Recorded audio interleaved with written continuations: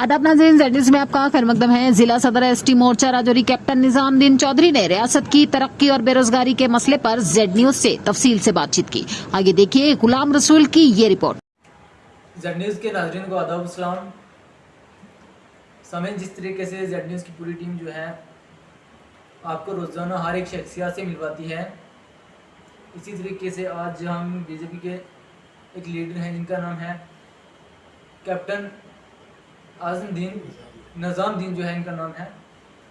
अब हम इनसे जानने की कोशिश करेंगे कि आने वाले दौर में बीजेपी जो है किस तरीके से जो है डेवलपमेंट करेगी जम्मू कश्मीर के लिए और हत्ता पूरे हिंदुस्तान के लिए। सबसे पहले आप हमारे नाज़रीन को अपने नाम बताएंगे।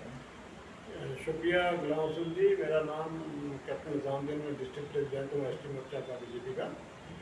मैं आपका शुक्रगुजार हूँ कि आप मेरे पास आए हैं यार, जो सवाल जवाब करने के लिए या पूछने के लिए लोगों के मुद्दे के लिए।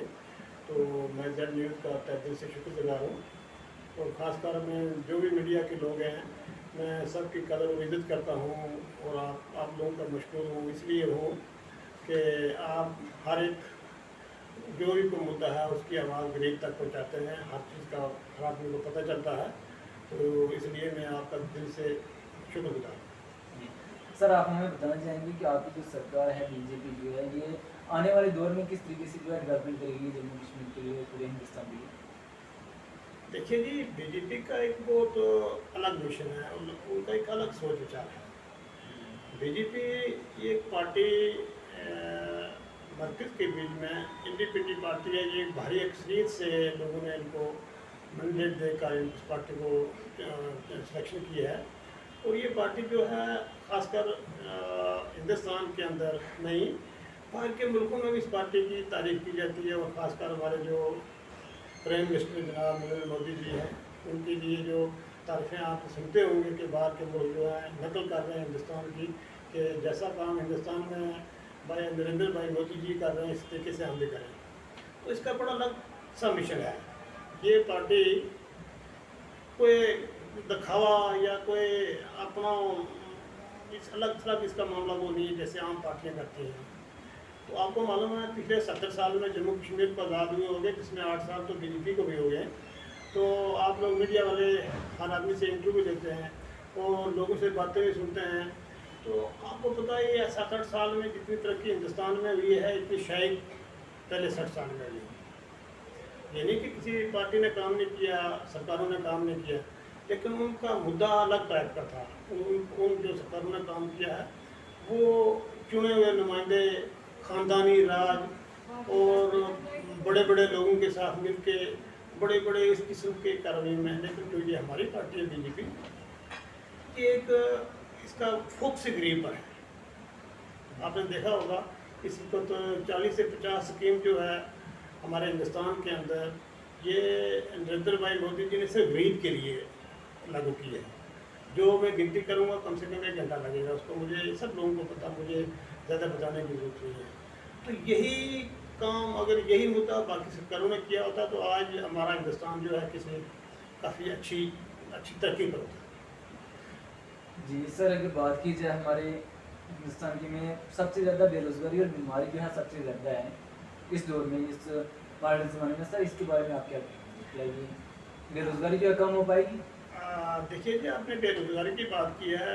मैं आपको बताता चलूँ कि जो पिछली सरकारें थी उन्होंने सिर्फ लोगों को एंगेज करना सीखा था। उन्होंने उनके फ्यूचर के बारे में नहीं सोचा कि इनका अगला फ्यूचर क्या होगा। जो भी हुकूमतें बनी यहाँ पर ख़ानदानी राज की हुकूमतें बनी, उन्होंने जम्मू कश्मीर को लूटने की कोशिश की और लोगों को ऐसे अंधाधुंध में फंसाने की कोशिश की कि ये चलो इतने टेलीविजन इतना फलाने तरह की, लेकिन लोगों को बराए नाम काम लेते हैं। अब वही उनके लिए जो हमारी सरकार है एक कदम उठा रही है। 60,000 लोगों को टेलीविजनों को अनकरीब रेगुलर पक्का करने की कोशिश में है। और जैसे पहले 3,000 या 4,000 रुपया उनको पे मिलती थी, हमारी सरकार ने एकदम उनको अभी 9,000 रुपया जो एक नीट बेस या उसकी कम से कम थोड़ा बहुत उसका गुजारा हो जब तक हम इनको पक्का करते हैं।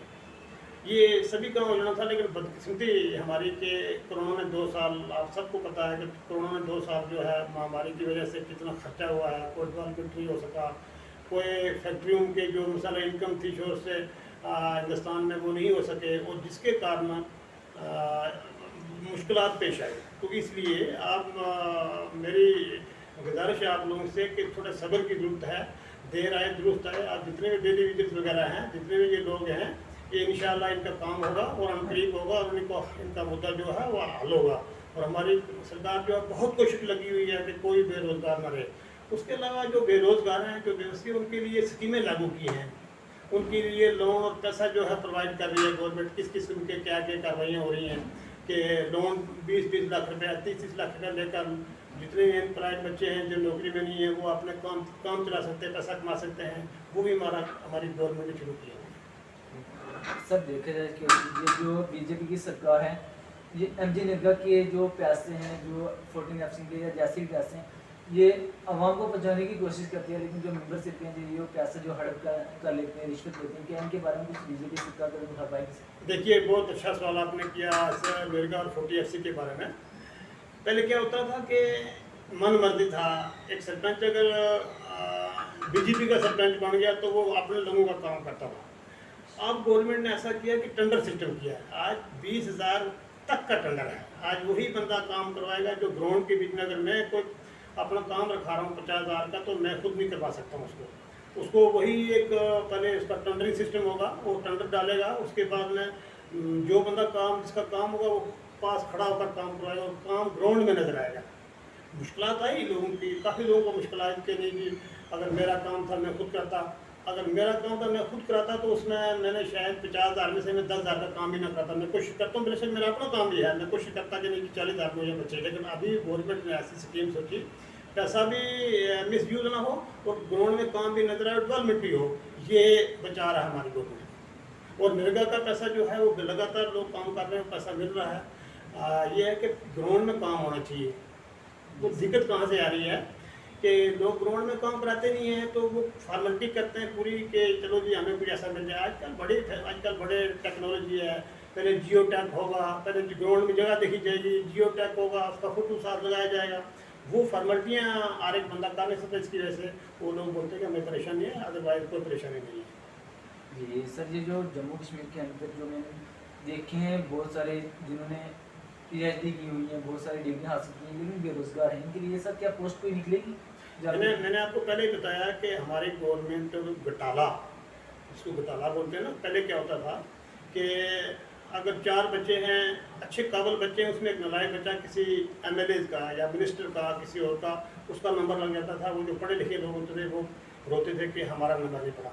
आज आपको पता है कि एक सब इंस्पेक्टर के इसमें एग्ज़ाम में घोटाला हुआ है, तो CBI इंक्वायरी शुरू हो गई है, कितने लोग उसमें फंसे हुए हैं। फाइनेंस अकाउंट में जो था उसमें भी ऐसा ही है। सब काम होगा, लेकिन किसी सिस्टम ख़राब हो गया, उस सिस्टम को ठीक करने के लिए समय चाहिए। हमारे लोगों की 60 साल की एक आदत थी रिश्वतखोरी, घोटाला करना। ये घोटाले तो अभी वो चल रहे हैं, लेकिन एकदम तो नहीं ख़त्म हो सकते ना, उसके लिए हमें साथ देना पड़ेगा। अगर हम बोले नहीं जी प्रधानमंत्री नरेंद्र मोदी भाई जी हमारी इन चीज़ों को दूर करेगा, वो कैसे करता है? उनको क्या पता कि कौन सी रोड जो है ग्राउंड में बढ़ रही है, उनको क्या पता कि कौन सा जो तालाब जो वो सही बन रहा है। इसलिए ये हमारा फर्ज बनता है कि हम जो खुद लोग हैं, हमें बदलाव करना पड़ेगा, हमें इस चीज़ को, रिश्वतखोरी को ख़त्म करना पड़ेगा, जिसकी वजह से ग्राउंड में काम होगा और बेरोज़गार जो है बच्चा वो उसको रोज़गार मिलेगी। और बहुत स्कीमें लागू ऐसी हो रही हैं कि कोई चाहे PhD की हो, चाहे कोई भी किसी बच्चे को बेरोज़गार या ऐसे बैठने लगे। हमारी को गवर्नमेंट का ये मिशन ही नहीं है कि कोई बंदा बेकार है। सर बहुत बहुत शुक्रिया आपका हमारी ज़मीन की नाज़ुक बताने के लिए। जिस तरीके से इन्होंने बताया कि आने वाले फ्यूचर में जो है बहुत अच्छे से जो है डेवलपमेंट करेगी। आप जुड़े रहिए Z न्यूज़ के साथ। मुझे दीजिए इजाज़त, मैं हूँ आपका मेज़बान गुलाम।